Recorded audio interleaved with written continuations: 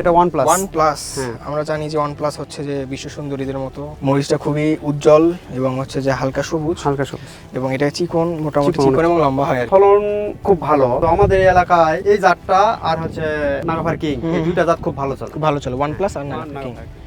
এটারও তো ফলন মোটামুটি হচ্ছে আপনার 55-60 দিনের মধ্যে আপনার হারভেস্ট করে যান। এটা কততম হারভেস্ট চলতেছে? অটোমেটিক দুইটা হারভেস্ট হয়ে হয়ে গেছে, গেছে। হ্যাঁ কাল থেকে তৃতীয় হারভেস্ট শুরু হবে। বাহ, তাহলে আমরা দেখলাম দর্শক নাগাফায়ার কিং, সানফায়ার, OnePlus, এখন ধুম 2 দেখাবো আপনাদেরকে। ধুম 2 ভ্যারাইটিটা কেমন হয়, এটাও বেবরান সিডেরই। তাহলে আলমগীর ভাই, এই যে ভ্যারাইটিটা এখন আমরা হাতে নিয়ে আসি, এইটা হচ্ছে ধুম 2, তাই না? এটা কি ধূমকেতুর যে ধূমকেতুর ভ্যারিয়েশন, মানে আপডেট।